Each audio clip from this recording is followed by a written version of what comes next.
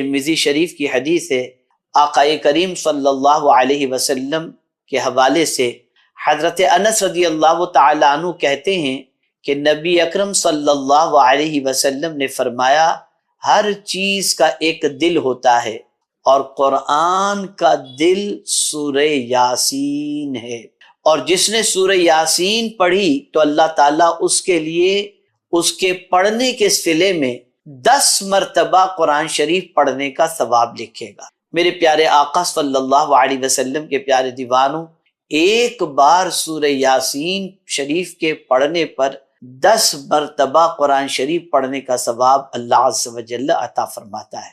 سنن دارمی کی حدیث ہے، عن ابی ہریرہ رضی اللہ تعالی عنہ قال قال رسول اللہ صلی اللہ تعالی علیہ وسلم ان اللہ تعالی قرأ طٰہٰ و یاسین قبل ان یخلق السماوات والارض ب1000 عام فلما سمعت الملائکۃ القرآن قالت طوبى لأمة ينزل هذا عليها وطوبى لأجواف تحمل هذا وطوبى لألسنة تتكلم بهذا۔ سنن دارمی۔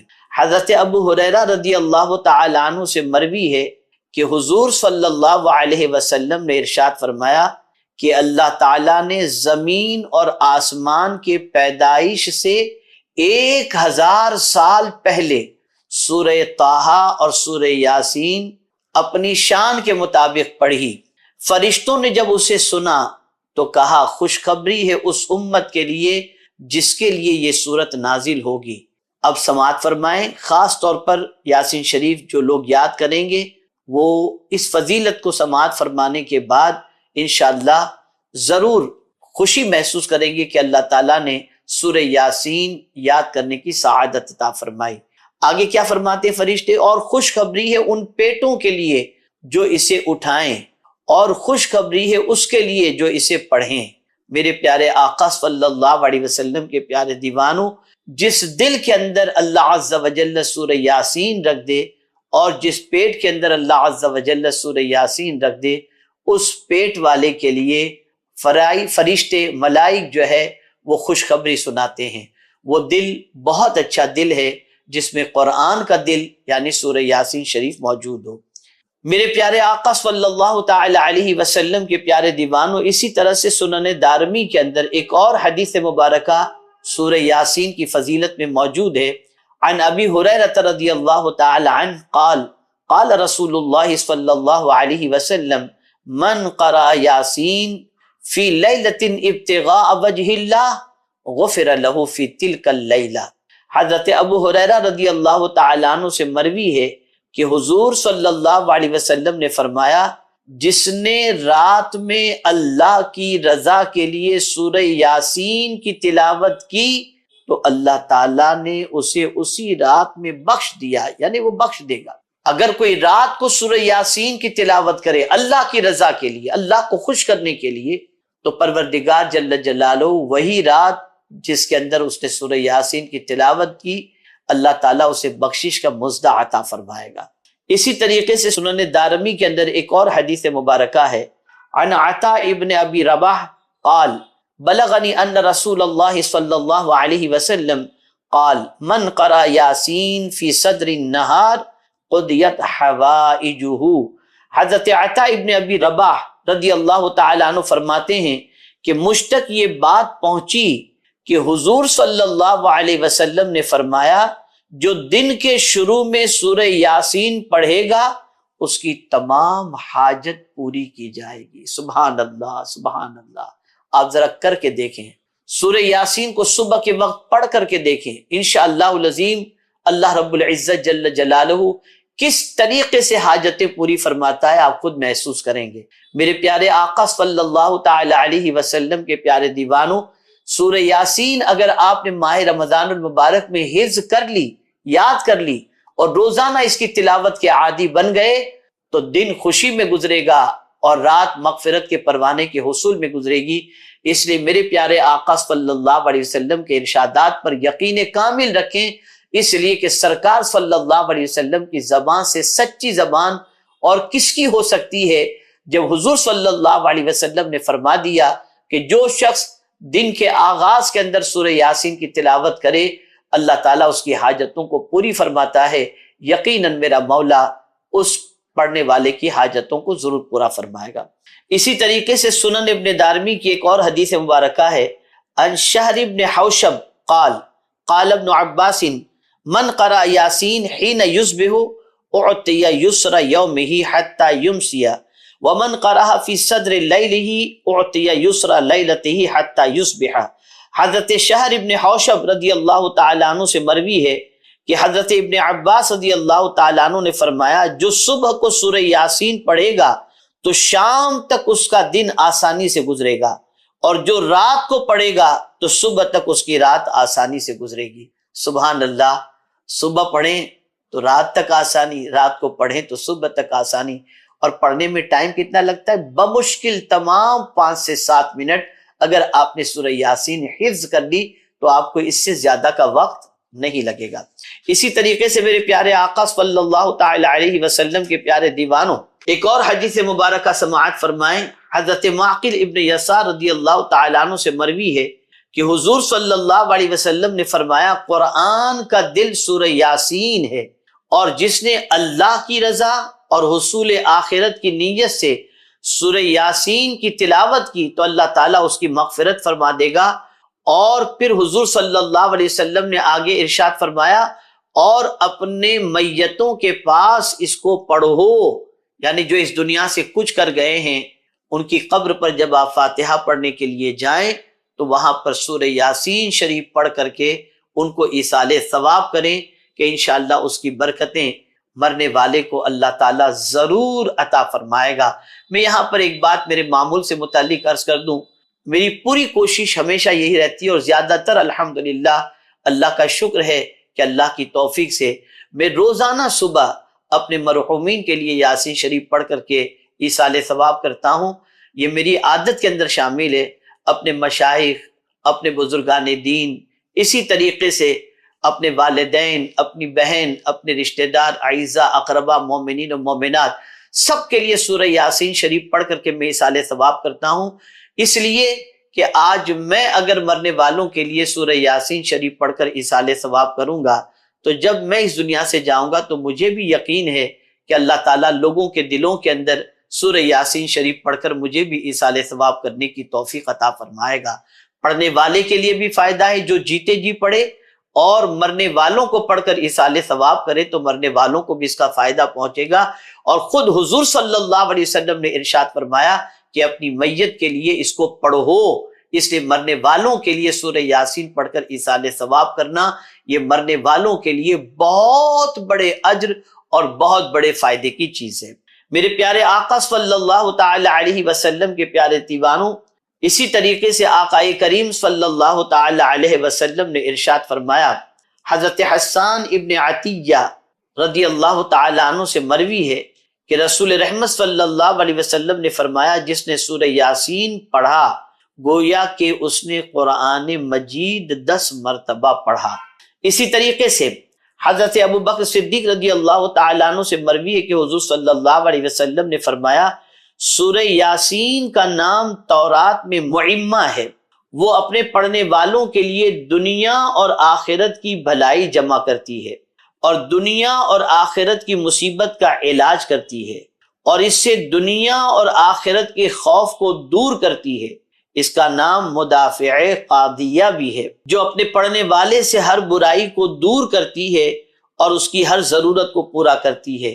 جس نے اس سورت کو پڑھا اس کا یہ عمل اس کے 10 حجوں کے مساوی ہوتا ہے۔ جس نے سورہ یاسین کو پڑھا تو یہ اس کے 10,000 دینار اللہ کی راہ میں خرچ کرنے کے مساوی ہے، یعنی برابر ہے۔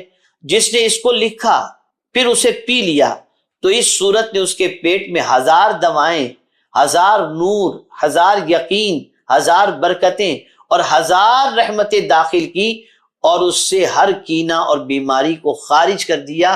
یہ فضیلت تفسیر در منصور کے اندر سورہ یاسین سے متعلق موجود ہے۔ میرے پیارے آقا صلی اللہ تعالی علیہ وسلم کے پیارے دیوانوں، یہ مختصر سی فضیلتیں میں نے سورہ یاسین شریف سے متعلق آپ کی سماعتوں کے حوالے کی۔ میری اتنی گزارش بھی آپ سے ہے کہ آپ ماہ رمضان المبارک کی آمد سے پیشتر سورہ یاسین شریف کے ترجمے کو پڑھ لیں، شان نزول کو پڑھ لیں، خاص طور پر تفسیر روح البیان کے اندر، تو انشاءاللہ آپ کو پتہ چلے گا کہ اس سورہ مبارکہ کی عظمتیں کیا ہیں اور اس کی برکتیں کیا ہیں۔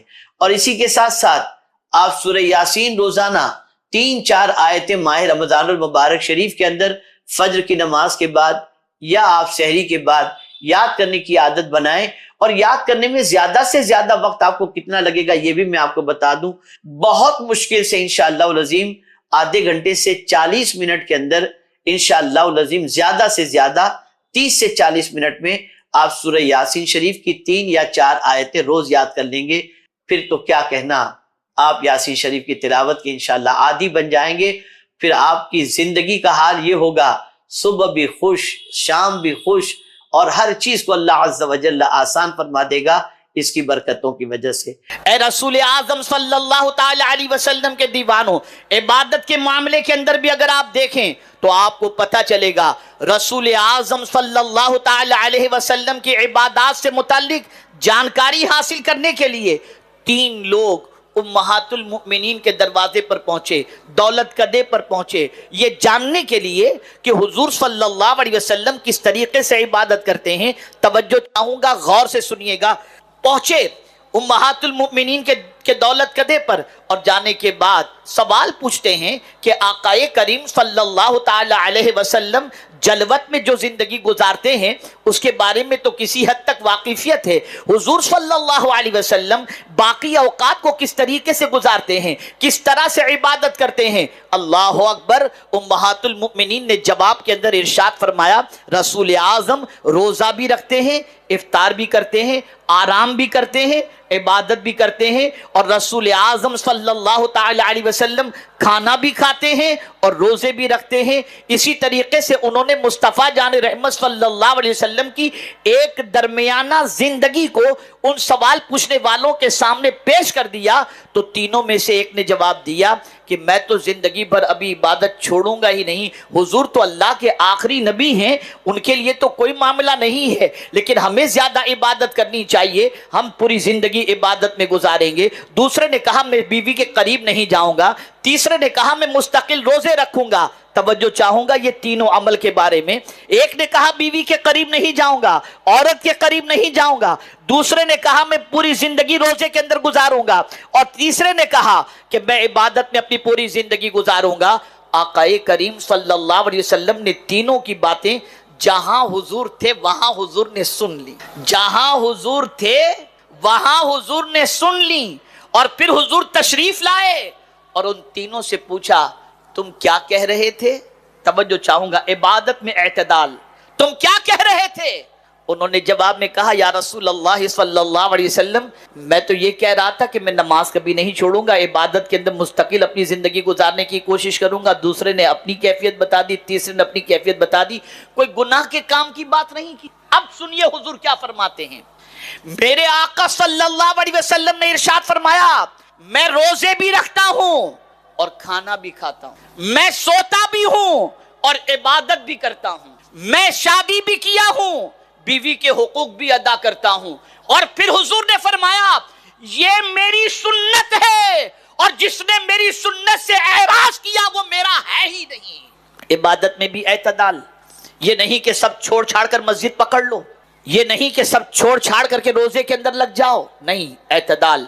بیوی کو بیوی کا حق دو، بچوں کو بچوں کا حق دو، گھر والوں کو گھر والوں کا حق دو، تجارت کو تجارت کا حق دو۔ اسی طریقے سے آپ دیکھیں جب دنیا اور آخرت کی بات آتی ہے تو یہاں بھی اعتدال کا معاملہ نظر آتا ہے۔ آپ ہر جمعہ کو سنتے ہوں گے مسجد سے مؤذن جو ہے سورہ جمعہ کا آخری رکوع پڑھتا ہوا نظر آتا ہے، اور بہت سارے امام بھی جمعۃ المبارکہ کی نماز کے اندر سورہ جمعہ کا رکوع پڑھتے ہوئے نظر آتے ہیں۔ کیا ہے؟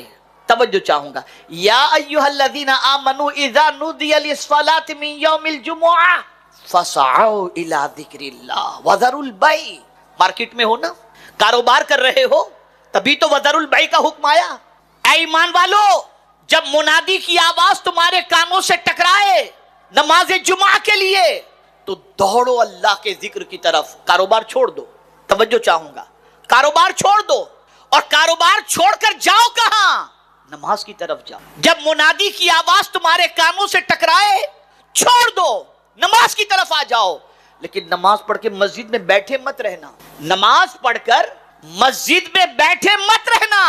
فَإِذَا قُضِيَتِ الصَّلَاةُ فَانتَشِرُوا فِي الْأَرْضِ وَابْتَغُوا مِنْ فَضْلِ اللَّهِ. اور جب تم نماز ادا کر لو تو زمین پر پھیل جاؤ اور روزی تلاش کرو. یعنی دنیا بھی حاصل کرو, آخرت بھی حاصل کرو, بندگی بھی کرو, روزی بھی کماؤ.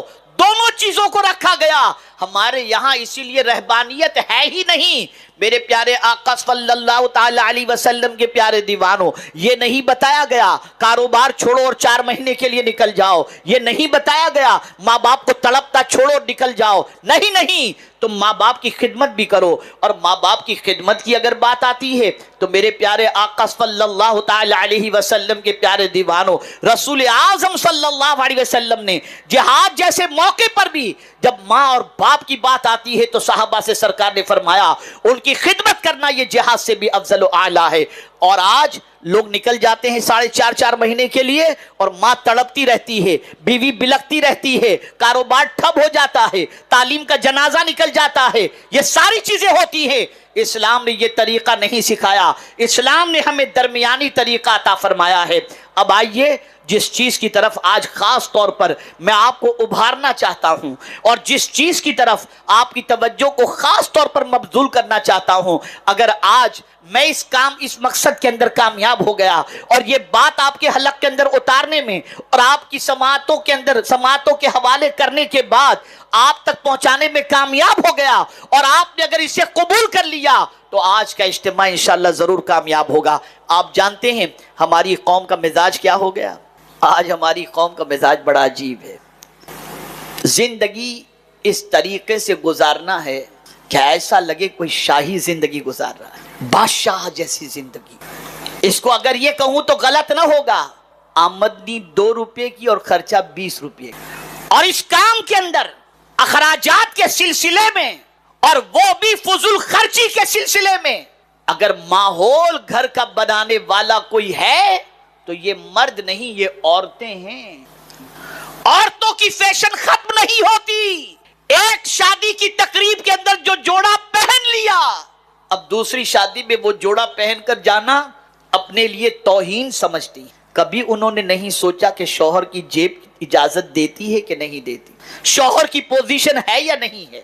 اگر ہم کہیں کہ معاشرے کے اندر اگر حرام کاروبار پھیلا ہے اور حرام کی طرف اگر توجہ مبذول ہوئی ہے تو کسی حد تک اگر مردوں کا قصور ہے تو کچھ نہ کچھ فیصد خواتین کا بھی اس کے اندر رول ضرور ہے.